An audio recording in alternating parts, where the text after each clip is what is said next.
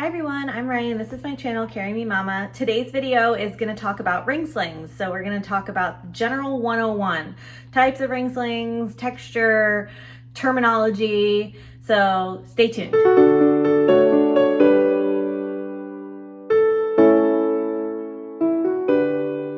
I'm really excited to be talking about ring slings today because ring slings were really my first love when I fell into baby wearing. I talked about it a little bit in my Get to Know Me video, which I'll link in the description here.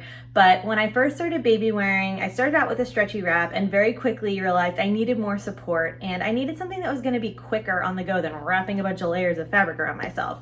So I found ring slings and I fell in love.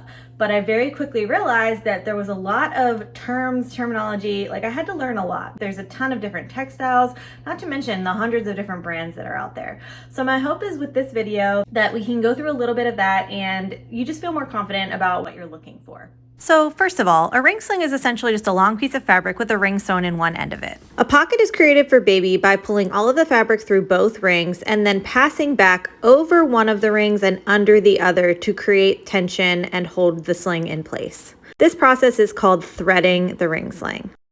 The part of the sling that the rings are attached to is referred to as the shoulder of the ring sling. This sling has what is called a gathered shoulder, meaning that the fabric is loosely gathered to create a loop that the ring can pass through. A gathered shoulder is one of the more popular styles that you'll see. The majority of my slings have this style of shoulder. Other shoulder options include pleated, meaning that pleats are actually sewn into the shoulder itself, or hybrids like this gathered quad shoulder, where the fabric is actually passed over itself to create a 4-layer shoulder. A gathered sling like this one is worn capped over your shoulder to distribute the weight, while the rings are usually worn in what's referred to as corsage position when doing a front or hip carry. The rings can be worn on either side. I prefer to wear my rings on my left shoulder, which is my non-dominant side, but some people prefer to wear them on their dominant side or switch it up, so do whatever works for you. Once the sling is threaded, the top part is referred to as the top rail, the bottom part is referred to as the bottom rail, and the part that's left hanging is called the tail of the sling. Most slings are made out of either 1 or 2 layers of fabric. A sling made out of a single layer of fabric can be thinner and sometimes easier to work with for a beginner, while a double layer sling, which is 2 layers of fabric sewn together,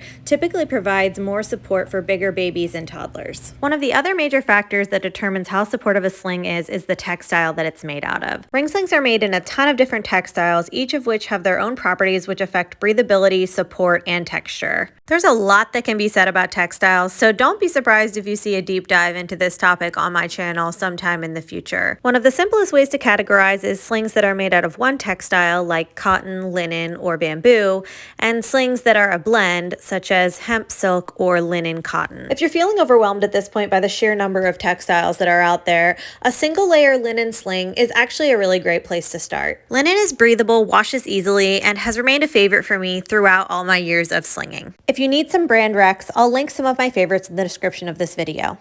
Thanks for tuning into my channel. If this video was helpful, drop me a comment. I'd love to hear from you. And come back again for some more tips, tricks, and baby wearing love. See ya.